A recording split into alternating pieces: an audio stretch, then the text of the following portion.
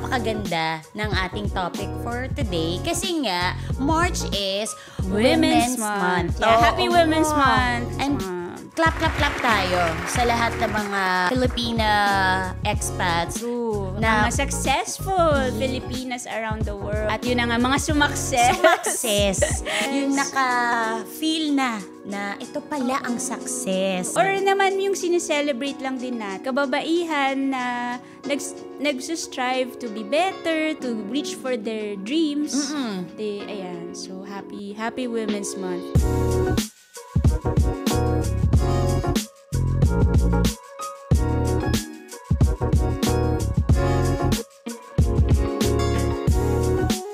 Alright, kumusta na? Yes! Ayan. Welcome back to another episode of Pinay Makeover. Grabe, who would have thought meron tayong episode 3? Yes, diba? So Happiness. obviously, syempre, congratulations to us and the listeners who are sticking with us. Salamat po for watching. Kahit paano, may nakikinig pala sa amin. Yes, may mga nagme-message. Sabi, kailan na po ba uli magkukulitan ang mga favorite tita at auntie namin? Yan, we're back with Ante Carrie Bell. And of course, our favorite Tita Tin. And before anything else, di ba, gusto ko lang i-congratulate ka doon nga sa content creators event. Sa Summit. Sa Summit. Yeah. Yes. Thank you so much sa mga nag-attend ng Filipino Creator Summit. Yes. Especially yung organizer, si Ethel from the FFF. Ayan, very successful. Thank you for having us. Nagkwento lang kami about podcasting and our experience. Dahil nga, second episode pa lang that time. So, parang okay lang naman. Sabi naman niya, it's just to share your journey. Yes. Ganyan. So, ayun. Tsaka, hi sa mga friends ko sa Hello Mamster Show. Hello! Yan, sila matagal na sila mga pro yan. So, pakinggan nyo sila and follow them as well. Yan. Correct. And because of that, ayan, meron na rin tayong mga nadagdag na followers. So, thank you. Mga 3. Ganyan. Thank you. Thank you sa inyong lahat. Diba? Yan. Importante yan. At syempre, napakaganda ng ating topic for today kasi nga, March is Women's Month. Yeah, Happy Women's Month to everyone. So, yan. And clap tayo sa lahat ng mga Filipina expats at mga OFWs na andito. True. Mga successful Filipinas around the world. At yun na nga, mga sumakses. Mga sumakses. Yung naka-feel na ito pala ang success. Or naman yung sineselebrate lang din natin lahat ng kababaihan na nagsistrive to be better, to reach for their dreams.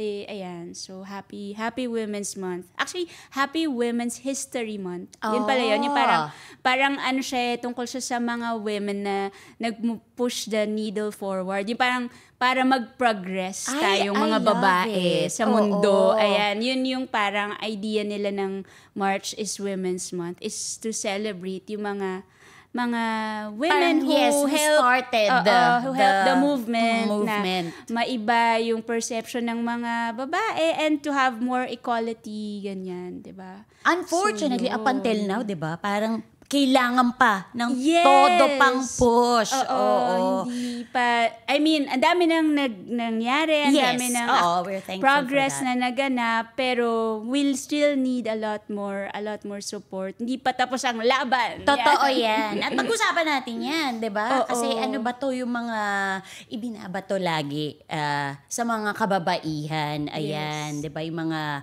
term na parang, women can have it all. Ayan. Na kaya nilang i-balance lahat. Dahil nga daw, di ba, parang dati, in by history, parang second class yung mga babae na kusina lang, ganyan, or bahay lang. But now na nasa modern world ay expected na tayo na maging successful more. din sa ating mga career. Tama. At bukod pa dyan, kailangan pa rin nating maging successful sa bahay. Oo. Kailangan pa rin maging successful mom. Kailangan pa rin maging successful na daughter. Totoo. Diba? So, ang daming expectations. Ang dami. And And sa tingin mo dyan, Ante, Oo, mga expectations natin sa success. Muna, ano ba yung sumasuccess? Paki-explain nga. Parang yata niyan, recent na term yan, di ba? Yes, sa Pinas. kasi So, parang sumakses ka na. Ano ibig sabihin nun? May trending video ng si ate or si mother or si tita from the Philippines. And she would always say something. Parang meron siya mga words of wisdom, mga points to ponder. Points to ponder. Oo, yun yata yung right phrase. Kasi Points tayo, to ponder. napapaisip Mahiwaga tayo. ito, mahiwaga. yung mga sinasabi niya. And then, ayun na nga. So, TikToker to na sumikat siya dahil na-explain niya yung mga points to ponder. Oo, may mga Okay. magtatanong sa kanya ng question and then yun na. So, yung isa sa mga questions na binato sa kanya, yun nga, yung ano ba yung success, paano mo malalaman na successful Sumakses ka. Yun So, na. kaya doon nagsimula Siya yung term na naggawa sumakses. Okay, go. Correct, oo. But speaking of, ayun nga, sumakses, alam ko naman na marami tayong mga kabayan dito na talaga namang na-inspire tayo at talagang natutuwa tayo kasi ang ganda ng mga stories nila. Yeah, They started from nothing and then now sila na yung mga achieve tinitingala. talaga na Yes. mga Hindi lang ng mga Pinoy, pati Filipina. ibang lahi dito sa Totoo, UAE. oo. So Marami. actually, maganda nga pag-usapan dahil nasa abroad tayo, like specifically sa Middle East tayo. Nakita ko rin yung evolution ng yung paano naging mas progressive sa mga towards mga babae dito. Di ba dati parang hindi ganun super supported naman in a way, pero hindi pa rin Very conservative pa rin. Oo, Yes. very conservative sila before. Oo. Pero ngayon medyo umaangat na. Nakita ko nga sa news no isang araw na parang 80% daw ng babae sa UAE ay gustong magka-business. Oh, diba? So, in a way, madali din kasing pinabilis din nila yung registration ng mga businesses. Yeah. So, natulungan din talaga yung mga babae na put up their own businesses. And marami dyan ay mga Filipina. Diba? Oo, yun ang nakakatuwa. Ganda Girl dyan. boss, tulad mo, Tita Tin. Wow. Diba? Ako ba Clap tayo. Oo. So, yun na nga. Gusto kong pag-usapan. Ikaw ba, dahil since we were talking about success, ikaw ba, sa tingin mo, sumakses ka na? Or how do you relate to the term Sumakses? Oo, sumakses. Sumakses na ba ako? Ganyan. As an OFW, as a Pinoy expat. As someone working out of our home country. Yes. Oo. Siguro, masasabi ko, may mga certain success, may mga parang milestone ka na na-achieve mo, na parang, uy, happy ka, finally, na may mga moments in life na parang na-feel mo na sumakses ka. Oo, ano yan? Diba? Share mo. Parang gano'n. Kanyari, nung una pagpunta mo, nung pagsalta ko dito, mga 15 years ago, 2009, syempre nag-start ka ulit, ganyan. So that time, parang may pangarap ka pa, may gusto pa akong gawin na nasabi ko, one day gusto kong, let's say, nung nag-join ako ng company, parang nag-start ako ulit from assistant Yes. Ganyan. So, parang sabi ko, gusto ko the next job that I will have, ako na yung manager. Ganyan. Yes. So, nangyari naman yun at na-achieve ko siya na siguro hindi agad-agad, pero nung na-hire ako at napunta ako dun sa position na gusto ko, sa company na gusto ko, yun, na-realize ko, sumakses ako dyan. I Ganyan. love it. Yun. Tapos, and it's not easy, especially if you are working in, di ba, a foreign country, hindi sa Pinas. Kasi marami kang mga, syempre, kalaban, di ba? na hindi lang competition. Filipino, na Yes. iba-ibang lahi. Tapos, so nakaka-proud na ikaw. Yun. Tsaka Pinoy yung, ka. siguro mga ibang, during the time na nag-work ako with that company, tapos may mga meetings, ganyan, na nasa entertainment industry kasi tayo, di ba? Yes. So, yung decision makers, mostly mga lalaki. Ngayon, nag-change na. Pero at the time, konti lang yung may decision makers na babae or konti lang yung may say talaga. So, parang pag uupo ako sa meeting at may i-contribute ako, doon nararamdaman ko na, na sumasukses ako, ganyan. Na parang, kung ano man, kahit maliit man yung contribution mo, or basta na-put forward ko yung idea ko, kahit di nila tanggapin, parang on my own terms, naramdaman ko na, at least nagawa ko. Hindi, or nasabi ko, kahit man lang nasabi ko, na-present ko, yan, minsan ganun, nararamdaman ko na, sumasukses. Na-voice out mo yung gusto mong sabihin. Oo, kasi mahirap sa babae, to be honest, di ko alam kung common ba yun na experience from everyone, but personal experience, pagka nasa corporate setting, parang you have to be really strong and to parang i-share mo yung opinions mo or yung mga ideas mo. Kasi pag hindi, mas madaling na papakinggan yung mga other colleagues, especially. Totoo. Tsaka yun nga, challenging talaga sa atin, aside from being a woman, also as a Filipina, 'di ba? So that's why nga na-inspire kami mag-Pinay makeover para lang ma-change yung perception na hindi lang tayo hindi submissive, hindi lang basta friendly, nakikinig kasi may perception na okay, maganda naman na perception na happy, friendly people na but like we also have our own identity and voice na dapat minsan, laban ka din, palaban ka din. Kailangan yun. So Ako yun. siguro, Ikaw, I will blame it on childhood trauma. Kaya nahihirapan tayong i-voice out ang ating mga opinion. Hindi. Di ba kasi nung bata tayo, pag meron tayong gustong sabihin sa magulang, sasabihin na kagad, sumasagot-sagot ka na? So, syempre, ikaw naman, wait lang po, sa tingin ko, tama naman yung sasabihin ko hanggang sa lumaki na. Na parang, tapos, ini-edit mo na yung sarili mo. Na parang, sasabihin ko ba o hindi? Tatahimik na lang siguro ako. So, yon kaya natatakot tayong i-voice out minsan yung mga sasabihin natin. Lalo-lalo na, yun nga, sa setting we're in, merong mas mataas sa'yo. Or mas parang mas assertive, ganyan. And usually, yung mga guys, very, sila assertive diba? Mas yung dominating, ganyan. So, may mga ganun na setting, corporate setting na kailangan mo talagang lumevel up Kailangan pakita mo din nakakahiya mong sabihin, pero yes, nangyayari na may sindakan. Totoo yun. Nangyayari yun Totoo. Kung magpapasindak ka, I'm sorry, wala, hindi ka talaga or minsan, pakikinggan. parang I have to say, sinabi mo na, kunyari, idea, sinabi mo na. Tapos ulitin ng colleague mo na white guy, kunyari. Tapos parang i-validate na nanggaling sa kanya, na parang kakasabi ko lang yun Sandali, hold up.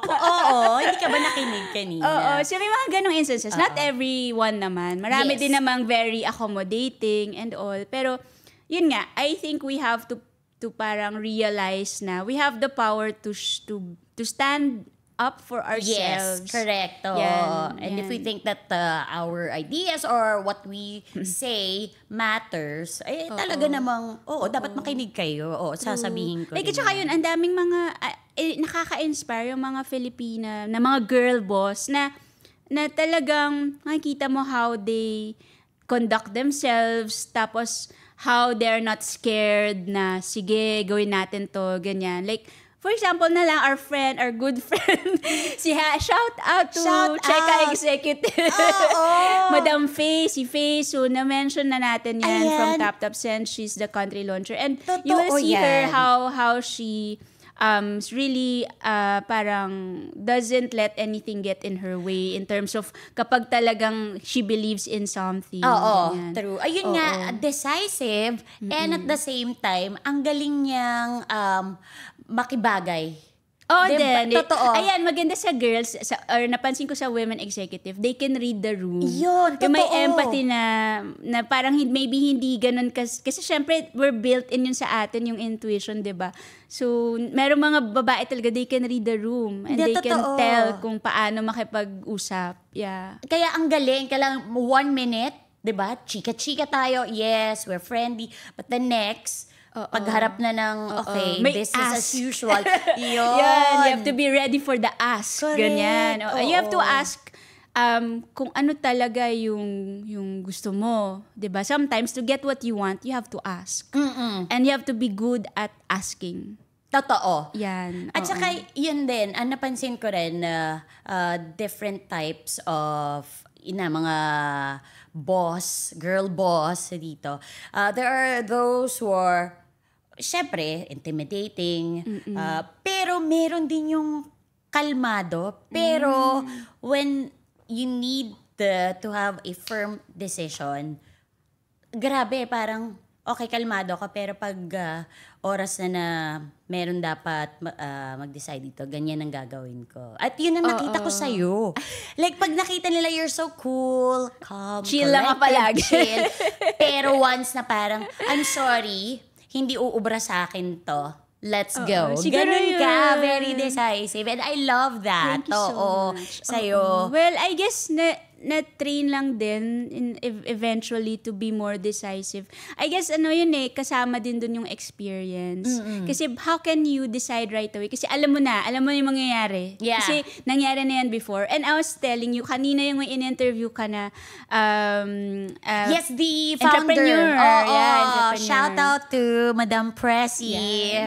Di maano. Oo, nakinig mo ka na Kusinerong interview. Pinoy. Oo. Oo, ang galing niya kasi parang sabi niya, na-inadmit niya talaga na ang daming failures kasi pinasok niya ang F&B business na hindi Wala talaga siyang yung idea. background niya. Yeah, Oo. yeah. But then yun nga, dun ka nagiging good decision maker the moment that you make mistakes and you learn from the mistakes. So yun nga sabi nila, fail faster, learn faster. Oo. Yun, so dun, So, I guess. 1 time, it's okay. Twice, okay, sige pagbigyan. 3 times, nako, kayo na ang may kasalanan. Ayan, true. Kapag paulit-ulit po itong mga Totoo. mistakes na Oo, ginagawa oo. nyo. Ikaw, kamusta ba?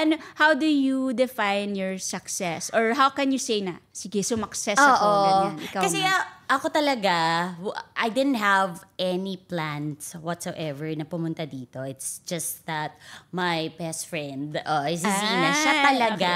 Okay. Hello, Zina. Hi. Shout out. Oo, Yan, isa ding sumakses empowered yan. Grabe. woman. Oo. Sumakses na rin yan. Si Miss Oo. Zina Zalamea. Oo, Check correct. out nyo si Zina. Very inspiring din si Yes. Zina. Oo. Oo, nag-promote tayo if you need media training, go. Yan, go. Pinromote ka. Di ganun talaga. Kailangan, di ba? We help our, Ganyan daw, proud women. empowered women, empower women. Yes, Yan, correct. diba? So, Sige. yun nga, wala akong talagang plans to come here. Pero yun na, nandito na. But then, slowly, nakita ko na parang, syempre, financially, I was able to help my family back home.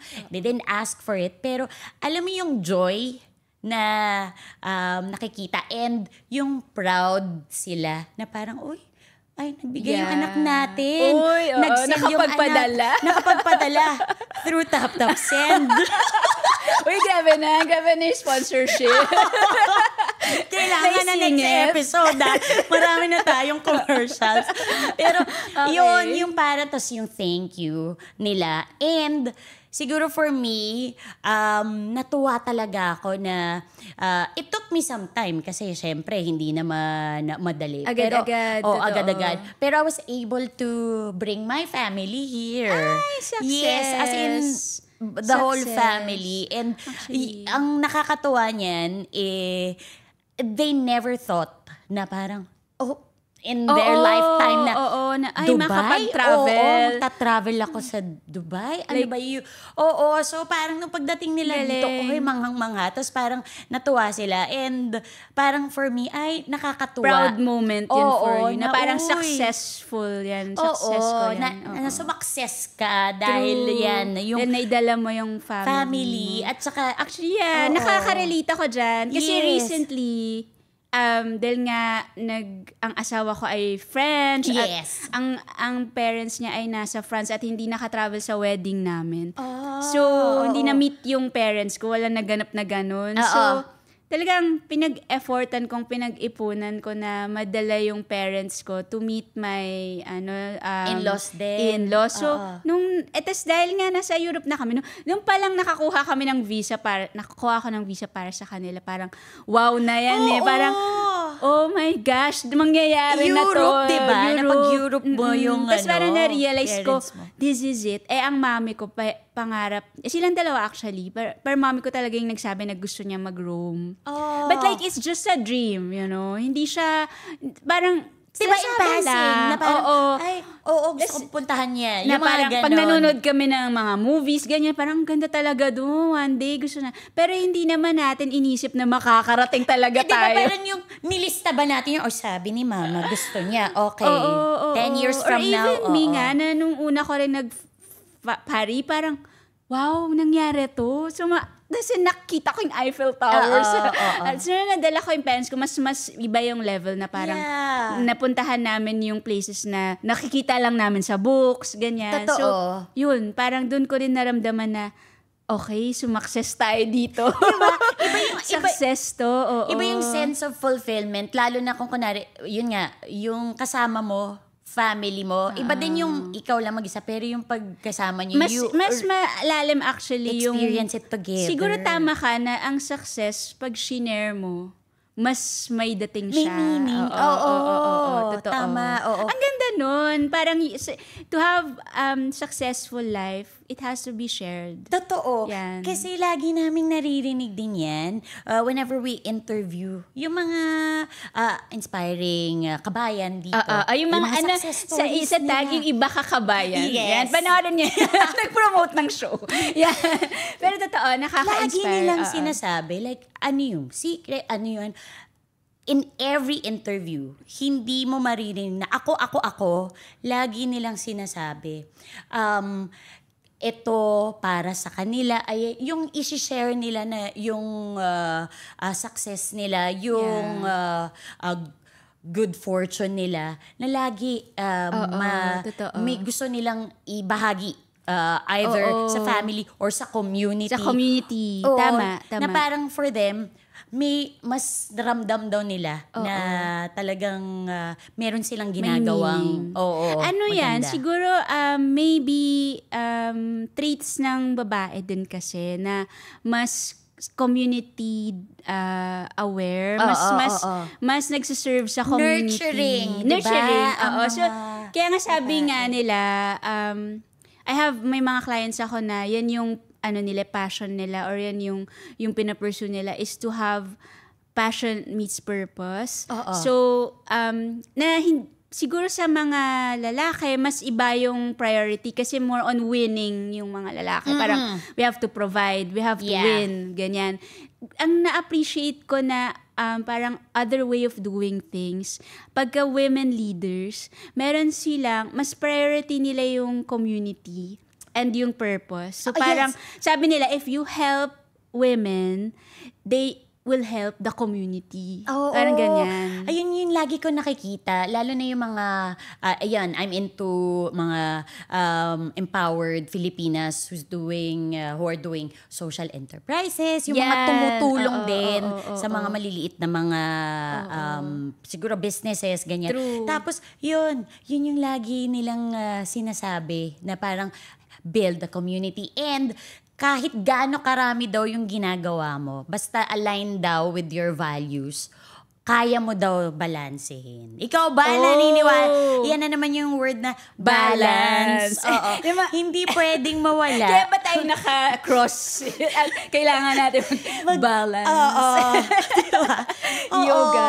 Kasi makikita mo, ako, ang dami kong nakikita na mga, napaproud ako. At saka, totoo naman, yung pala yung feeling na nararamdaman mo, yung pala yung tinatawag na inggit.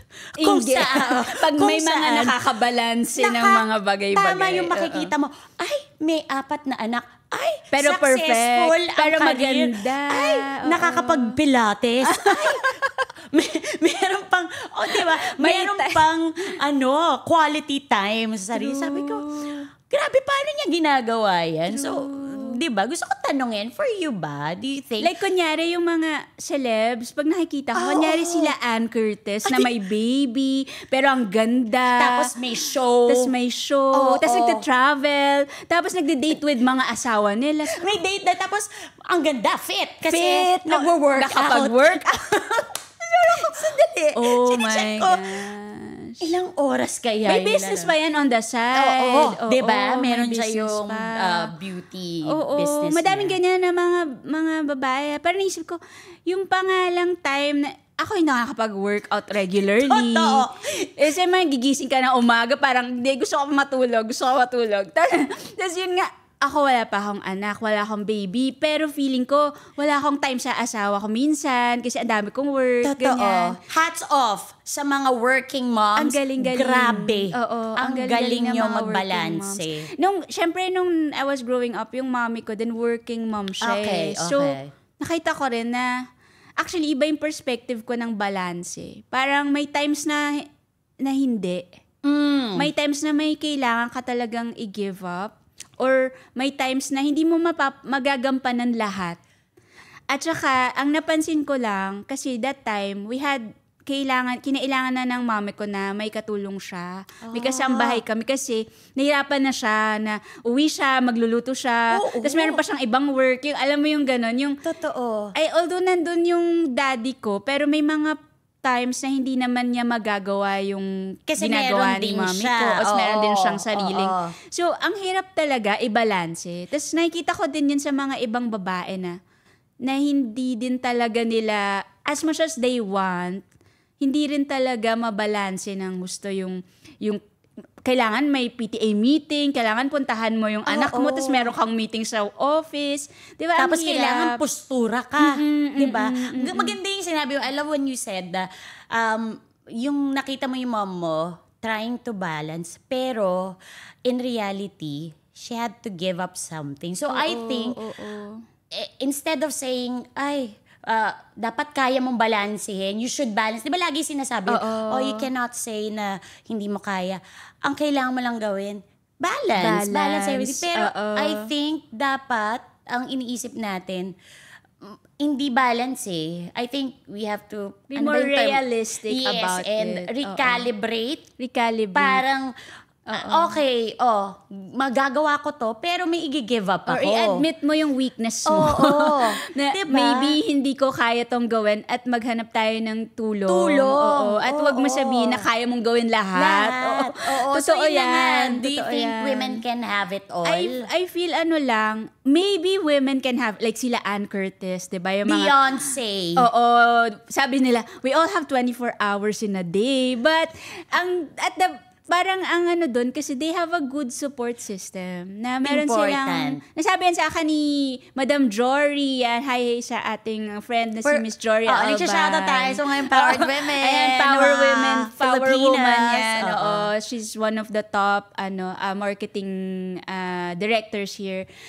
Nasabi niya, natanong ko rin sa kanya kasi kung ano ba sa tingin mo, kasi she's really very successful in her career. And I asked her, ano ba sa tingin mo kung can we have it all? Sabi niya, possible, you can have it all, but you really need to have a good support system around you.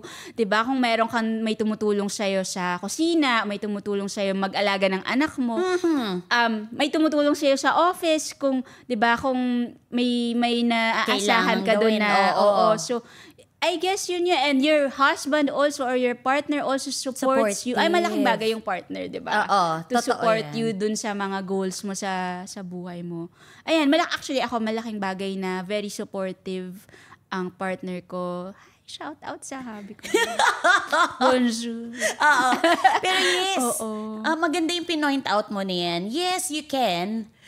Pero yun, not by yourself, merong kang support system na nakakaintindi din. They have to understand din. Diba? Hindi yung parang, okay, this day, okay ka, tapos the next day, like, mag-give up ka.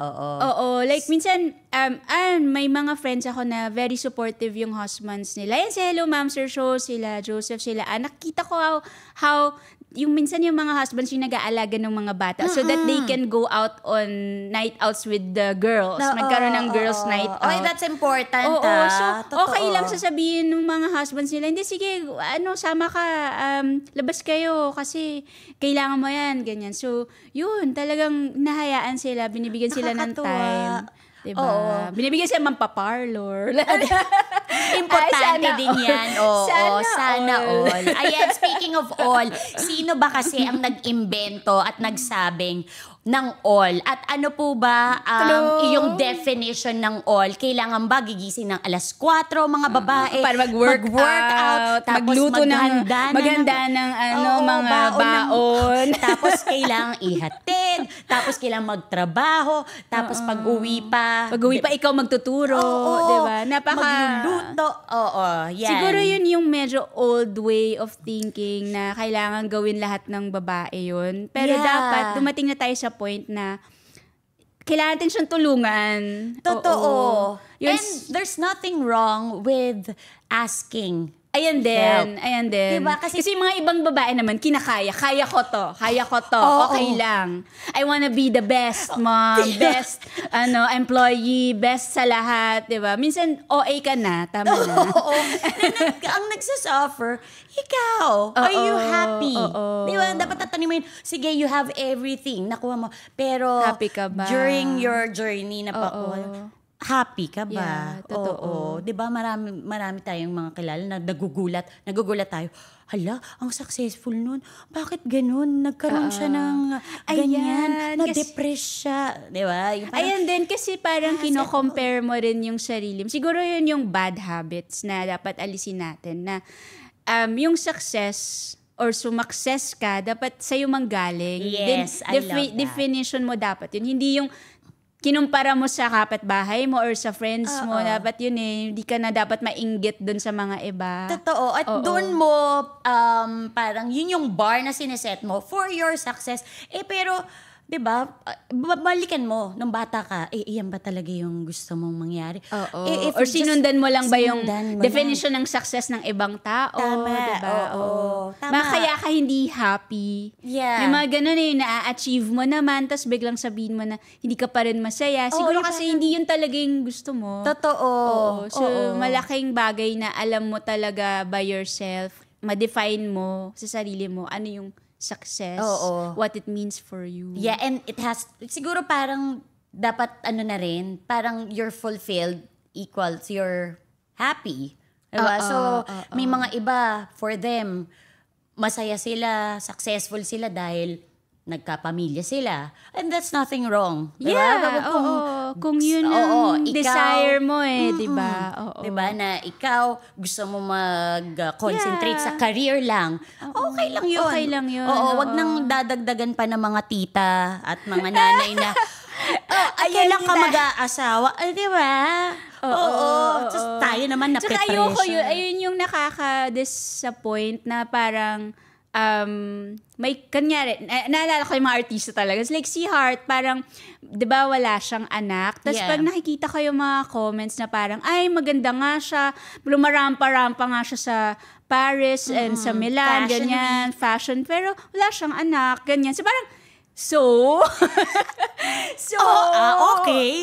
Yan, diba? Yan ba yung definition? Yan ang success. And maybe for you, yun yung definition mo ng success. But maybe for people like Heart, hindi yan yung definition niya ng success or hindi yan yung hinahanap niya sa buhay niya. Hindi siya fulfilled. Or posible din na hinahanap niya yun, but may say ka ba? Diba? Nakakatulong ka ba kapag ginagawa mo yan? Yung parang, ikaw ba successful? So, diba? Mag-concentrate ka doon. So, gusto mong marating. Siguro, yun babalik tayo dun sa parang, we should kulang nga tayo sa support So, kulang pa yung ginagawa. So, parang, para mag-move forward ang mga babae sa mundo, kailangan natin supportahan each other. Diba? So, wag alisin natin yung mga habits na parang crab mentality. Na parang, meron pa tayong comment na, kung, alam mo yon magko-comment ka lang na nega, mema lang, I suggest, Wag na. Gamitin natin ang social media for good. And for some chismis, but Storytelling. For some storytelling. Yan. Pero generally, as in, kung may makita ka na inspiring, i-share mo, ganyan. Yeah. And pag meron kang makita na hindi ka-agree, pwede ka naman mag-comment, but like to judge is not a good thing to do, I guess. Totoo. Diba? Oo, kasi parang akala mo walang effect yan, but in the long run, you never know. Hindi mo naman kilala yung tao na yun. Yung pala, your comment, had a big effect on that person. So, therefore, ayan na.